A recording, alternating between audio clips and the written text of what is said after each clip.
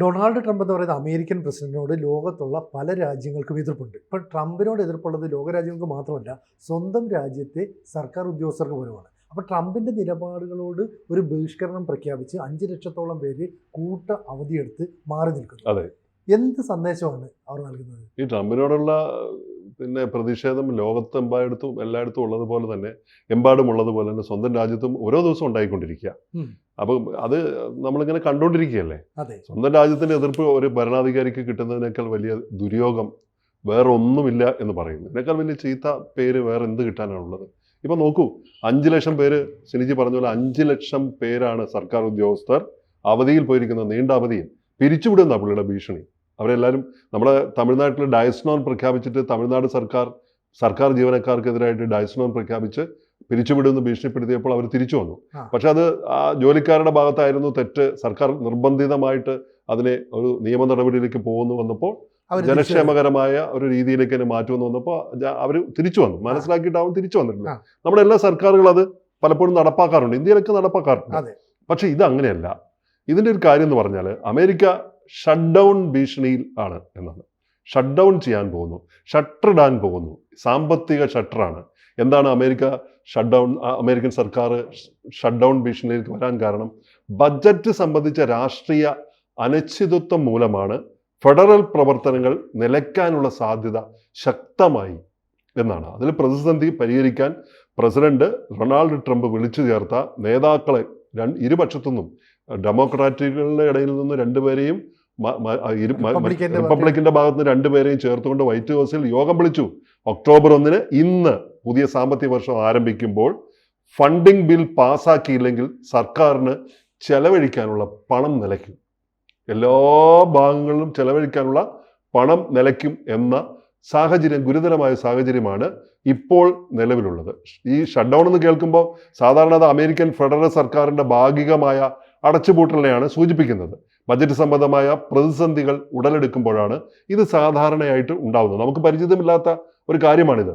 അപ്പോൾ അധികാരത്തിലുള്ള പാർട്ടിയും പ്രതിപക്ഷവും തമ്മിൽ ചില ചെലവുകൾ, നികുതികൾ, കടബാധ്യത, അതിൻ്റെ പരിധികൾ തുടങ്ങിയ സുപ്രധാന വിഷയങ്ങളിൽ അഭിപ്രായ വ്യത്യാസം ഉണ്ടാകുമ്പോഴാണ് ഷട്ടർ ഇടുന്നത്. പലപ്പോഴും ഇത് കേവലം രാഷ്ട്രീയപരമായ ഒരു തന്ത്രമായിട്ട് വിലയിരുത്തപ്പെടുന്നുണ്ടെങ്കിലും ഇപ്പോൾ അങ്ങനെയല്ല. തങ്ങളുടെ ആവശ്യം അംഗീകരിച്ചില്ലെങ്കിൽ സർക്കാർ പ്രവർത്തനം സ്തംഭിപ്പിക്കും എന്നാണ് പറയുന്നത്. അതിൻ്റെ ഭാഗമായിട്ടാണ് ജോലിക്കാർ 5 ലക്ഷം പേരാണ്, ഒരു 1-2 പേരല്ല. അമേരിക്കയെ സംബന്ധിച്ച് അത് വലിയ കുഴപ്പമുണ്ടാക്കുന്ന ഒരു കാര്യമാണ്. അപ്പം അമേരിക്കൻ കോൺഗ്രസിന്റെ ബജറ്റിനെ കുറിച്ചുള്ള ധാരണയിലെത്താൻ കഴിയാതെ വരുമ്പോഴാണ് ഇങ്ങനെയൊക്കെ പലപ്പോഴും സംഭവിക്കുന്നത്, പ്രതിസന്ധി ഉണ്ടാകുന്നത്. ഇപ്പോൾ എന്താണ് സംഭവിക്കുന്നതെന്ന് ചോദിച്ചാൽ, ഫെഡറൽ സർക്കാർ ഓരോ വർഷവും തങ്ങളുടെ ചെലവുകൾ നടത്താൻ കോൺഗ്രസിന്റെ പ്രതിനിധി സഭയും സെനറ്റ് അംഗീകാരമുള്ള ഒരു ബജറ്റ് പാസ്സാക്കേണ്ടതുണ്ട്. അപ്പം ബജറ്റ് പാസ്സാക്കാതിരിക്കുകയോ അല്ലെങ്കിൽ കുറഞ്ഞത് താൽക്കാലികമായ ചെലവുകൾക്ക് അനുമതി നൽകുന്ന കണ്ടിന്യൂയിങ് റെസൊല്യൂഷൻ, ഒരു റെസൊല്യൂഷനാണത്, അതുപോലും അംഗീകരിക്കാതിരിക്കുകയോ ചെയ്യുന്ന പക്ഷം സർക്കാർ വകുപ്പുകളിലേക്കുള്ള പണത്തിന്റെ ഒഴുക്ക് തടയപ്പെടുന്നു, ആ ഫ്ലോ നിന്നു. അപ്പൊ അതിന്റെ അനന്തരഫലം എന്താണെന്ന് വെച്ചാൽ, പണമില്ലാത്ത അവസ്ഥ വരുമ്പോൾ സർക്കാർ വകുപ്പുകളിലേക്ക് പ്രവർത്തിക്കാനുള്ള കാര്യങ്ങളെല്ലാം നിൽക്കും. അവശ്യ സർവീസുകൾ ഒഴികെ ബാക്കി എല്ലാ സർവീസുകളും, സൈന്യം, പോലീസ്, വിമാനം, അത്തരം കാര്യങ്ങൾ, ആശുപത്രികൾ, ഇത്തരം കാര്യങ്ങൾ ഒഴികെ ബാക്കി ഒന്നും വർക്ക് ചെയ്യില്ല. മ്യൂസിയങ്ങൾ വർക്ക് ചെയ്യില്ല, പബ്ലിക് സ്പേസുകൾ വർക്ക് ചെയ്യില്ല, ദേശീയ ഉദ്യാനങ്ങൾ, ടൂറിസം നിൽക്കും. അമേരിക്കയെ സംബന്ധിച്ച് ടൂറിസം വലിയ വരുമാനമാണ്. അപ്പോൾ അത്തരത്തിലുള്ള എല്ലാ കാര്യങ്ങളും നിൽക്കും. ചില ഗവേഷണ കേന്ദ്രങ്ങൾ അടച്ചുപൂട്ടപ്പെടും. ഗവേഷണങ്ങൾ നടന്നില്ലെങ്കിൽ അമേരിക്കയ്ക്ക് എന്ത് വളർച്ചയുണ്ടാവുക? അപ്പോൾ അങ്ങനെയുള്ളൊരു കാര്യമുണ്ട്. അഡ്മിനിസ്ട്രേറ്റീവ് ജോലികൾ, ഈ 5 ലക്ഷം പേര് അതിൽപ്പെട്ട ആളുകളായിരിക്കും. അപ്പൊ ഇങ്ങനെ ലക്ഷക്കണക്കിന് സർക്കാർ ജീവനക്കാർ ശമ്പളമില്ലാതെ വീട്ടിലിരിക്കേണ്ടി വരുന്ന ഒരവസ്ഥയുണ്ട്. ഫർലോ എന്നാണ് ഇതിന് പറയുന്നത്. ഒരു പ്രത്യേക അവസ്ഥയാണ്. മാനസികവും ശാരീരികവും മാനസികവുമായിട്ടുള്ള ഒരു തളർച്ചയെന്ന് വേണമെങ്കിൽ പറയാം. അപ്പൊ 2018-19 കാലത്ത്, പ്രസിഡന്റ് ട്രംപിന്റെ കാലത്ത് ഇതുപോലെ 35 ദിവസം നീണ്ടുനിന്ന ഈ ഷട്ട് ഡൗൺ ഉണ്ടായിട്ടുണ്ട്. ഇതുപോലെ ഒരു പ്രതിസന്ധി ഉണ്ടായിട്ടുണ്ട്. പക്ഷെ അന്നൊന്നും ഇത്രയും രൂക്ഷമായിരുന്നില്ല. അത് അമേരിക്ക മെക്സിക്കോയിൽ നിന്നുള്ള കുടിയേറ്റക്കാരെ തടയാനായിട്ട് മതിൽ കെട്ടിയപ്പോൾ ആ മതിലിന്റെ ആവശ്യത്തിലേക്കായി ഫണ്ട് അനുവദിക്കുന്നതുമായി ബന്ധപ്പെട്ടാണ് അന്ന് ഷട്ടർ വീണത്. പക്ഷെ അത് സാമൂഹ്യ പ്രവർത്തകർ അതിനെ എതിർത്തിരുന്നു, അത് ലോകം മുഴുവൻ എതിർത്തിരുന്നു. ഈ വിഷയം ഇന്ന് അമേരിക്കയ്ക്ക് അകത്ത് നടക്കുന്ന പോലെയല്ല, കുറേയും കൂടെ ചർച്ച ചെയ്തിരുന്നു. ഇന്ന് അമേരിക്കയുടെ തന്നെ ആഭ്യന്തര പ്രശ്നമായി ഈ ഷട്ട് ഡൗൺ വരുമ്പോൾ സെനറ്റിലെ തടസ്സം എന്താണെന്ന് ചോദിച്ചാൽ ട്രംപിന്റെ നേതൃത്വത്തിലുള്ള റിപ്പബ്ലിക്കൻ പാർട്ടി ബജറ്റ് അവതരിപ്പിച്ചിട്ടില്ലെങ്കിലും അത് കോൺഗ്രസിലെ 2 സഭകളും അംഗീകരിക്കണം. ഇരുസഭയും, രാജ്യസഭയും നമ്മുടെ ലോകസഭയും പോലെ ഇരുസഭകളും അത് പാസ്സാക്കണം. പ്രതിനിധി സഭയിൽ റിപ്പബ്ലിക്കൻ ഭൂരിപക്ഷം ഉണ്ടെങ്കിലും ബിൽ പാസ്സാകാൻ സെനറ്റിൽ 60 വോട്ട് വേണം. റിപ്പബ്ലിക്കൻ പാർട്ടിക്ക് 53 വോട്ടുകളേ ഉള്ളൂ. ബാക്കി 7 വോട്ട് നിർണായകമാണ്. ഇവിടെയാണ് പ്രതിസന്ധി കിടക്കുന്നത്. അപ്പോൾ ഡെമോക്രാറ്റുകളുടെ ആവശ്യം എന്താണെന്ന് ചോദിച്ചാൽ, പ്രതിപക്ഷത്തിന്റെ ആവശ്യം എന്താണെന്ന് ചോദിച്ചാൽ, ഡെമോക്രാറ്റുകൾ പൊതുജന ആരോഗ്യ മേഖലയ്ക്കായി കൂടുതൽ ഫണ്ട് അനുവദിക്കണമെന്ന് ആവശ്യപ്പെടുന്നു. കാരണം എന്താ, ഇന്ത്യ പോലുള്ള രാജ്യത്തു നിന്നും ഇറക്കുമതി ചെയ്യുന്ന മരുന്നുകൾക്ക് അടിച്ചു കൊടുത്തിരിക്കുക നികുതി. മറ്റു രാജ്യങ്ങളിൽ അടിച്ചു കൊടുത്തിരിക്കുക നികുതി. അവിടെ വില കയറി മരുന്നിന്, അവശ്യ മരുന്നുകൾക്ക് വില കയറിയിരിക്കുന്നു. അപ്പൊ അതിനൊക്കെ അത് നിലനിർത്താനായി ഫണ്ട് അനുവദിക്കണം എന്ന് പറഞ്ഞത് അത് അനുവദിച്ചില്ലെങ്കിൽ, അംഗീകരിച്ചില്ലെങ്കിൽ ഈ ബജറ്റ് തടയുമെന്ന് തന്നെയാണ് അവർ പറയുന്നത്. അതാണ് ഷട്ടർ.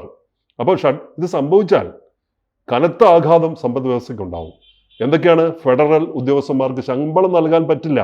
ദേശീയ പാർക്കുകളും മ്യൂസിയങ്ങളും മറ്റു സംഭവങ്ങളും ഒക്കെ അടച്ചിടേണ്ടി വരും. സൈന്യത്തിന് പോലും ശമ്പളം കൊടുക്കാൻ പറ്റില്ല. അപ്പോഴാണ് പുള്ളിക്കാരൻ സൈന്യത്തിനെ എത്തിക്സ് പഠിപ്പിക്കാൻ പോയത് കഴിഞ്ഞ ദിവസം. അവർക്ക് ആദ്യം ശമ്പളത്തിന്റെ കാര്യം പറ, എന്നിട്ട് നമുക്ക് മര്യാദയുടെ കാര്യം സംസാരിക്കാമെന്ന് ട്രംപിനോട് സൈന്യം പറയുന്ന അവസ്ഥ നമുക്ക് കാണേണ്ടി വരും. അപ്പം ഇങ്ങനെ ഇത്തരത്തിൽ ട്രംപ് ആദ്യ പ്രസിഡന്റ് ആയിരിക്കുന്ന കാലത്ത് 3 തവണ ഷട്ട് ഡൗൺ ചെയ്തിട്ടുണ്ട് പുള്ളി. ഇതിൽ 35 ദിവസം കിടന്നു എന്ന് ഞാൻ പറഞ്ഞല്ലോ. ഇപ്പോൾ നമ്മൾ വരുമ്പോൾ $3 ബില്യൺ അന്ന് നഷ്ടമുണ്ടായത്. അന്ന് അമേരിക്കൻ സമ്പദ്ഘടനയ്ക്ക് $3 ബില്യൺ നഷ്ടമുണ്ടായി. ഇപ്പോൾ നിർണായക ചർച്ചകൾ വിളിച്ചിരിക്കുകയാണ് അദ്ദേഹം.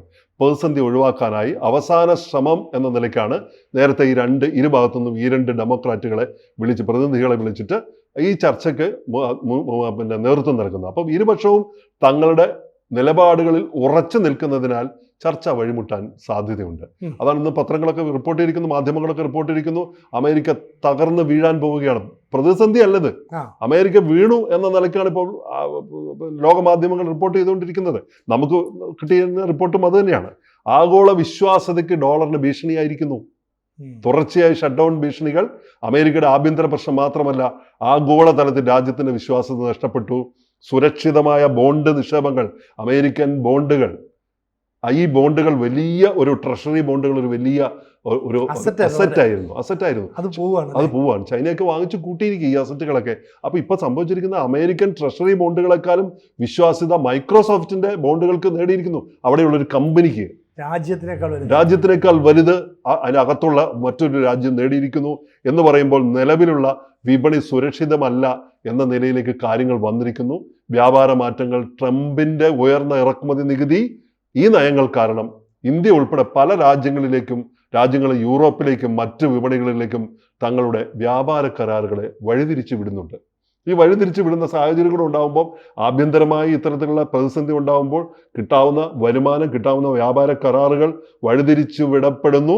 ഡോളറിന്റെ അപ്രമാദിത്വത്തിൽ നിന്നും ഇടിവ് സംഭവിച്ചുകൊണ്ട് ലോക കറൻസികളായ US ഡോളറിന് മുകളിലേക്ക് യൂറോയും യെന്നും, ജപ്പാന്റെ യെന്നും, യുവാൻ, ചൈനീസ് യുവാനൊക്കെ കടന്നു കയറുന്ന കാഴ്ച, ഇതിനൊക്കെ ഡോളർ അധിഷ്ഠിതമായി ഈ വ്യാപാരത്തിന്റെ പ്രവണത കുറയുകയും മറ്റത് വർദ്ധിക്കുകയും ചെയ്യുമ്പോൾ ഇടിവ് സംഭവിക്കുന്ന ഈ ഒരു അവസ്ഥയിൽ നമ്മൾ ഈ കാര്യത്തെ അന്തിമമായി വിലയിരുത്തുമ്പോൾ ലോക സമ്പദ് വ്യവസ്ഥയുടെ 26% സംഭാവന ചെയ്യുന്ന ഒരു രാജ്യമാണ് അമേരിക്ക, ചെയ്തുകൊണ്ടിരിക്കുന്ന ഒരു രാജ്യമാണ് അമേരിക്ക. അപ്പൊ ഇത്തരത്തിലുള്ള ഒരു ബഡ്ജറ്റിന്റെ തടസ്സം മൂലം സർക്കാർ തന്നെ അടച്ചുപൂട്ടാനുള്ള സാഹചര്യം നിലനിൽക്കുന്നതിനാൽ ആഗോള വിപണിക്ക് അതുണ്ടാക്കുന്ന ചില്ലറ ആശങ്കകളൊന്നുമല്ല. ട്രംപിന്റെ ഭരണകാലാവധിയുടെ അവസാനം ലോകം ഡോളറൈസ്ഡ് ആവുമോ എന്ന് സംശയിക്കുന്നു. ഡോളർ അങ്ങടിയിൽ പോകുന്നു. ഡോളർ അധിഷ്ഠിത സമ്പദ് വ്യവസ്ഥയിൽ നിന്നും ഡോളറിൽ നിന്നൊക്കെ താഴേക്ക് പോയിട്ട് അത് മറ്റൊരവസ്ഥയിലേക്ക് പോകുമോ എന്ന് സംശയിക്കുന്ന മുന്നറിയിപ്പ് നൽകുന്നുണ്ട് വിദഗ്ധന്മാർ. വരും ദിവസങ്ങളുടെ വൈറ്റ് ഹൗസിലെ ചർച്ചകൾ ലോക സമ്പദ് വ്യവസ്ഥയുടെ ഇപ്പൊ വിളിച്ചു ചേർത്തിട്ടുണ്ട്, ഇരുപക്ഷവും ഇരുകൂട്ടരെയും വിളിച്ചു ചേർത്തിട്ടുണ്ട്. ഈ ദിവസം ഇന്ന് തുടങ്ങുകയാണ് ചർച്ച. ഇതൊക്കെ ലോക സമ്പദ് വ്യവസ്ഥയുടെ ഭാവിയാണ് തീരുമാനിക്കാൻ പോകുന്നത്. സെനിജിക്ക് എന്താ തോന്നുന്നത് കേട്ടോ? ശരിക്കും പറഞ്ഞാൽ ഈ അമേരിക്കൻ സമ്പദ് വ്യവസ്ഥയ്ക്ക് ഉണ്ടാകുന്ന ചെറിയ മാറ്റം പോലും ലോകത്ത് വല്ലാതെ അഫക്റ്റ് ചെയ്യും. അഫക്റ്റ് ചെയ്യും, വല്ലാത്ത പ്രശ്നം. മാത്രമല്ല ഈ ഡോളറിനെ വെച്ചിട്ടാണല്ലോ അമേരിക്ക എപ്പോഴും കളിക്കുന്നത്. കാരണം അവർക്ക് ഇഷ്ടമുള്ള സമയത്തൊക്കെ ഡോളർ അടിച്ചു കൊടുക്കാം. സാധാരണഗതിയിൽ ഈ ഡോളർ ഉള്ളത് കൊണ്ട് എല്ലാ കാര്യങ്ങളും ഡോളർ അധിഷ്ഠിതമായിട്ട് മാത്രം നടക്കണം എന്നുള്ള അമേരിക്ക ചിന്താഗതിയാണ്. ഇതിനെ ശരിക്കും തകർത്തത് ഇന്ത്യ. റഷ്യയുമായിട്ട് ഓരിടപാട് വന്നപ്പോൾ നമ്മൾ ഇന്ത്യൻ റുപ്പീസ് കൊടുക്കുന്നു, അവിടുത്തെ റഷ്യൻ റൂബിൾ ഉപയോഗിച്ചിട്ട് അവർ തിരിച്ച് വ്യാപാരം നടത്തുന്നു. അപ്പം അങ്ങനെ വിദേശ രാജ്യങ്ങളുമായിട്ട് നടത്താൻ കഴിയുമെന്ന് ഇന്ത്യ തെളിയിച്ചതോടുകൂടി മറ്റു രാജ്യങ്ങളും ആ തന്ത്രത്തിലേക്ക് പോകും. ഇവിടെ ട്രംപിൻ്റെ പിടിവാശി കാരണം സംഭവിക്കുന്നത് ഇതുവരെ ഉണ്ടായിരുന്ന ഡോളറിൻ്റെ ആധിപത്യം നഷ്ടപ്പെടും. സർക്കാർ ജീവനക്കാരുടെ പിന്തുണയില്ലാത്ത ഒരു ഭരണകൂടത്തിന് എങ്ങനെ മുന്നോട്ട് കൊണ്ടുപോകാൻ പറ്റും? ട്രംപ് എത്രയൊക്കെ കാര്യങ്ങൾ ചെയ്താലും അത് അഡ്മിനിസ്ട്രേഷൻ നടത്തുന്ന ആൾക്കാർ, അതായത് സർക്കാർ ഉദ്യോഗസ്ഥരാണ് ഇത് ഇംപ്ലിമെൻറ്റ് ചെയ്യേണ്ടത്. അവരത് കൃത്യമായിട്ട് നടപ്പാക്കുന്നില്ല, അല്ലെ അവരത് അവധിയെടുത്ത് വീട്ടിലിരിക്കുന്നു പറഞ്ഞാൽ ട്രംപിൻ്റെ പദ്ധതികളെല്ലാം പൊളിഞ്ഞ് ഒരു ചീട്ടുകൊട്ടാരം പോലെ അല്ലെ അമേരിക്കയിലെ സാധാരണക്കാരെ ജനങ്ങൾ ഈ ഭരണകൂടത്തിനെതിരെ രംഗത്ത് വരുന്ന കാലം വിദൂരമല്ലാതെ. ഇത് എന്ത് പറ്റി ട്രംപിനെന്ന് ചോദിക്കുന്നതിന് പകരം ഈ എന്ത് ഭ്രാന്താണ് ഇയാൾ ഈ കാണിക്കുന്നതെന്ന് ഒരവസ്ഥയിലേക്ക് ഇനി എത്ര കാലം ഇങ്ങനെ എന്നുള്ള ചോദ്യമുണ്ട് അല്ലേ? അതെ. ഇപ്പൊ റിപ്പബ്ലിക്കൻ പാർട്ടിയെ സംബന്ധിച്ചിടത്തോളം അവർ ട്രംപിനെ ഇവിടെ നിലനിർത്തുന്നു. പക്ഷേ അവർ പറയാണ് ഇയാളെ വെച്ചോണ്ട് പോയി കഴിഞ്ഞാൽ ഈ പാർട്ടിക്ക് നിലനിൽപ്പില്ല, എങ്കിൽ പിന്നെ പ്രസിഡന്റിനെ പുറത്താക്കി കളയാം, മറ്റൊരാളെ കൊണ്ടുവരാം എന്ന് ചിന്തിച്ചാൽ പോലും ട്രംപിനൊന്നും ചെയ്യാൻ പറ്റില്ല. കാരണം ട്രംപ് ചെയ്യുന്ന പല കാര്യങ്ങൾക്കും അയാളുടെ ബിസിനസ് കാര്യമായ ചില പദ്ധതികളുണ്ട്. ഇപ്പം ഈ ക്രിപ്റ്റോ കറൻസിയുടെ കാര്യത്തിൽ, ക്രിപ്റ്റോ കറൻസി എന്ന് പറയുന്ന വ്യവസായമായിട്ട് മുമ്പോട്ട് പോകുമ്പോൾ അയാളുടെ മരുമോനും ഭാര്യയൊക്കെ ചേർന്നിട്ട് പാകിസ്ഥാനിൽ അപ്പൊ അയാളുടെ ഉദ്ദേശം മുഴുവൻ മനസ്സിലായില്ലേ? കച്ചവടം, പക്ക കച്ചവടം അല്ലെ? കാരണം ഇനി ഒരു ഓപ്ഷൻ ഇല്ലല്ലോ പ്രസിഡന്റ് ആകാനായിട്ട്. അതുകൊണ്ട് പരമാവധി പൈസ ഉണ്ടാക്കുക, കച്ചവടം ചെയ്യുക. പട്ടാളത്തെ എത്തിക്സ് പഠിപ്പിക്കാൻ പോകുന്ന ആളെ ഒരു എത്തിക്സും ഇല്ല. അതെ. അപ്പൊ പാകിസ്ഥാനിലെ ഭരണാധികാരി ഇപ്പൊ തന്നെ പാകിസ്ഥാനിലെ പ്രസിഡന്റിനെ വിളിച്ചിട്ടല്ല അമേരിക്കൻ പ്രസിഡന്റ് ഡിന്നർ കൊടുക്കുന്നത്, അവിടുത്തെ പട്ടാള ഭരണാധികാരിയാണ്. എന്തിനാ വെച്ചാൽ അസിം മുനീർ എന്ന് പറയുന്ന ഭരണാധികാരിയാണ് ഈ ക്രിപ്റ്റോ കറൻസി ഇടപാടിൽ ഇയാളുടെ കൂട്ടാളി. അങ്ങനെയുള്ള ആളുകളെ വെച്ചുകൊണ്ട് വരുമ്പോഴത്തേക്ക് അമേരിക്കൻ ജനത സ്വാഭാവികമായിട്ട് ചിന്തിക്കുകയാണ് എന്താ കാണിക്കുന്നത്. ഇയാൾ ഇത്രയും നാൾ പറഞ്ഞുകൊണ്ടിരുന്നത് എനിക്ക് ഭയങ്കര ദേശീയതയാണ്, അമേരിക്കയ്ക്ക് വേണ്ടി ഞാൻ എന്തും ചെയ്യും, ഞാൻ അങ്ങനെ കൊണ്ടുവരും, അമേരിക്ക ഫസ്റ്റ്, ഇതൊക്കെയാണ് പ്ലാനൊക്കെ നല്ലതായിരുന്നു. അങ്ങനെയുള്ള അവസ്ഥയിലേക്ക് വരുന്നു. ഇപ്പോൾ കച്ചവടം ചെയ്യുമ്പോൾ മറ്റൊരു കണ്ടീഷൻ ഈ നാറ്റോ രാജ്യങ്ങൾ, ആ രാജ്യങ്ങളൊക്കെ അവിടുത്തെ GDP-യിൽ 3 മുതൽ 5% വരെ പൈസ അവരുടെ ആയുധം വാങ്ങുന്നതിന് മറ്റും ഉപയോഗിക്കണമെന്ന് പറഞ്ഞു. ട്രംപ് വലിയ നീക്കം നടത്തിയത്. അപ്പോൾ ട്രംപ് കരുതിയത് ഈ പൈസ മുഴുവൻ അമേരിക്കയിൽ നിന്ന് ആയുധം വാങ്ങാൻ ഉപയോഗിക്കുന്ന, പക്ഷേ ഈ രാജ്യങ്ങളിൽ ആയുധം വാങ്ങി അമേരിക്കയ്ക്ക് പുറത്തു നിന്ന്. അപ്പോൾ എന്ത് പറ്റി? ആ രീതിയിൽ അമേരിക്കയുടെ വരുമാനം നഷ്ടപ്പെട്ടു. ഇങ്ങനെ വരുമാനമില്ലാതെ ശരിക്കും ഒരു കടക്കണിയിലേക്ക് പോവുക. പണ്ടത്തെ പൊങ്ങച്ചം പറഞ്ഞുകൊണ്ട് അമേരിക്കയ്ക്ക് എത്ര നാൾ മുമ്പോട്ട് പോകാൻ പറ്റില്ല. ഈ അവസ്ഥയിൽ മുന്നോട്ട് പോകാൻ പറ്റില്ല. ആഭ്യന്തരമായിട്ടുള്ള എതിർപ്പുകൾ, സ്വന്തം ജനങ്ങൾ തന്നെ എതിരായിക്കൊണ്ടിരിക്കുന്ന ഒരു ഭരണാധികാരിക്ക് അത്ര എങ്ങനെ മുന്നോട്ട് പോകാൻ കഴിയും? ഉറപ്പായിട്ടും ഇത് എനിക്ക് തോന്നുന്നില്ല. ഇത് അമേരിക്ക നേരത്തെ നമ്മൾ തമാശക്ക് പറഞ്ഞല്ലോ, ഇപ്പൊ പറഞ്ഞ പോലെ അമേരിക്ക ഫസ്റ്റ് അല്ല, അമേരിക്ക ലാസ്റ്റ് ആണ്. ഏറ്റവും ഒടുവിലായി പോകും അമേരിക്ക എന്ന് തന്നെയാണ് ഇപ്പോൾ സൂചനകൾ നൽകുന്നത്. മാത്രമല്ല പണ്ട് അമേരിക്ക എന്തെങ്കിലും പറഞ്ഞാൽ കുറെ യൂറോപ്യൻ രാജ്യങ്ങൾ കൂടെ വരുമായിരുന്നു. ഫ്രാൻസ് വരും, ഇറ്റലി വരും, UK വരും. ഇവരാരും മിണ്ടുന്നില്ല. മാത്രമല്ല കാനഡയ്ക്കെതിരെയൊക്കെ ശക്തമായ നിലപാടാണ് അമേരിക്ക തൊട്ടടുത്ത് മാതൃരാജ്യമല്ല ഒരു സഹോദര രാജ്യം പോലെ കണ്ടിരുന്ന ആ രാജ്യത്തിനെതിരായിട്ട് അടിച്ചു. അവിടെയാണ് ആദ്യം തുടങ്ങിയത്. അതെ, അവിടുന്ന് തുടങ്ങി വന്നത്. നിലമറന്ന് കളിക്കുന്ന ഒരു ഭരണാധികാരിയാണ് നമ്മളിപ്പോൾ കാണുന്നത്. അപ്പോൾ എന്ന് പറഞ്ഞാൽ അമേരിക്കയുടെ എന്ന് പറയുന്ന രാജ്യത്തിന്റെ കട പൂട്ടുന്നു, എന്താ ഷട്ടർ ഇടുന്നു എന്നൊക്കെ പറയുന്നല്ലേ? ഷട്ടറിടുന്നു, അക്ഷരാർത്ഥത്തിൽ ഷട്ടർ താത്തിരിക്കുക, പൂട്ടി കട. അമേരിക്കയുടെ പണി തീർന്നു. കൂടുതൽ വാർത്തകളും വിശേഷങ്ങളും നിങ്ങളിലേക്ക് എത്താൻ ABC മലയാളം സബ്സ്ക്രൈബ് ചെയ്യുക, ബെൽ ബട്ടണും അമർത്തുക.